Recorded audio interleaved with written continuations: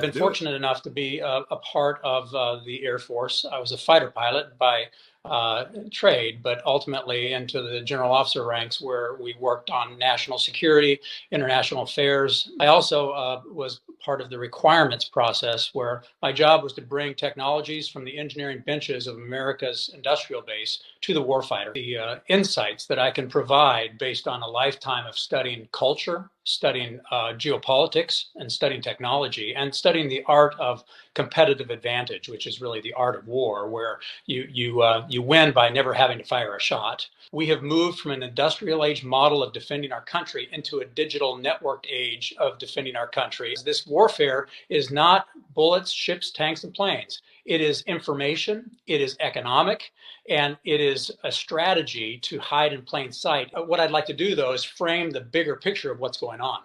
We now live in the electromagnetic age, meaning that we have all become dependent on electrons. If all electrons stop flowing, you wouldn't be able to get cash out of the ATM. You wouldn't be able to drive your car. You wouldn't be able to turn on the lights in your house. And the electromagnetic age is the new weaponization of our era.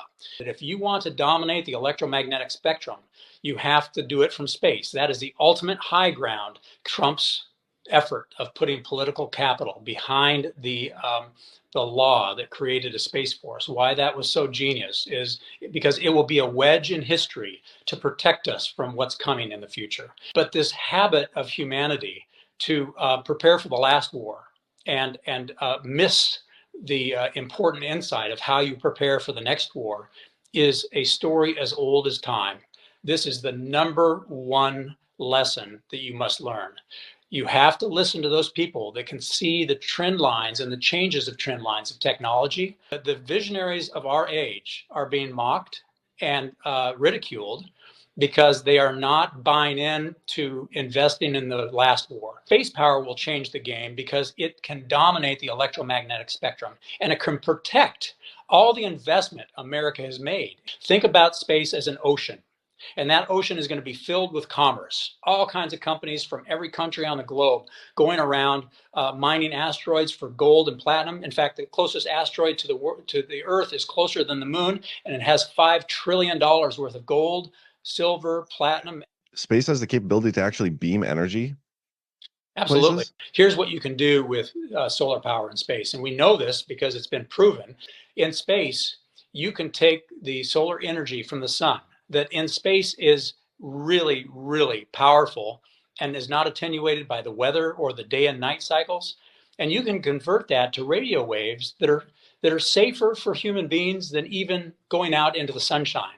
When you capture that on Earth and turn it into electricity, you can actually do that at about 80% efficiency. Everything we do to create energy right now on the planet, whether it's solar panels or a coal plant or a nuclear plant, operate at about 20 to 30% efficiency. So we immediately jump to a new economic curve on energy delivery.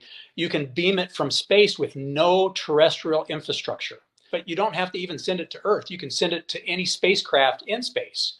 You can send it to the entire economy out there. If we invest in the capabilities of space, we can bring unlimited energy, unlimited resources, and unlimited information to every human being on the planet. The main point here is that we are moving into a new age of warfare. If America develops this and we use it for good, we can usher in a century of peace.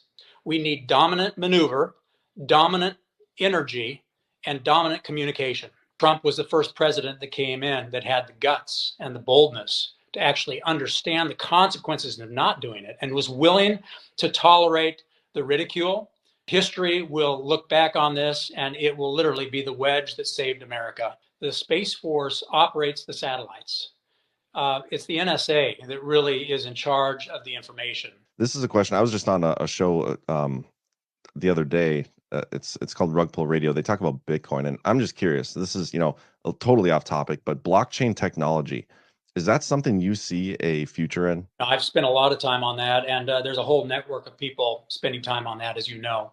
We know that our old structures and our old technologies are riddled with trust issues and control issues that we don't like. and we're looking for solutions. Bitcoin is one of them that can be a part of the solution.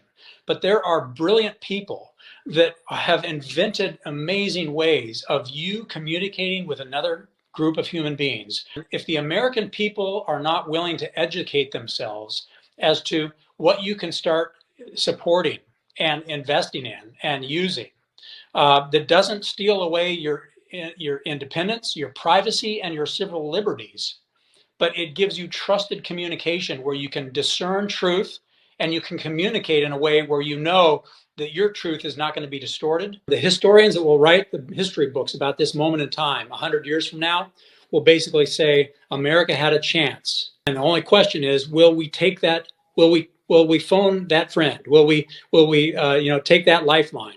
Or will we succumb to this insidious and dangerous slow road to irrelevance? That's the natural tendency of history, this sine wave, where you're born in vigor and sometimes violence, but you recognize the need to take risk and to secure your borders, to secure your civilization, to secure your economy. And then generation after generation of being prosperous and peaceful with all these creature comforts grows more and more dependent and reliant on the government. This goes back to my experience as a combat veteran, having survived many fights, with the life on the line. Our life is on the line here in America. And my advice to all Americans, all that will listen, is never give up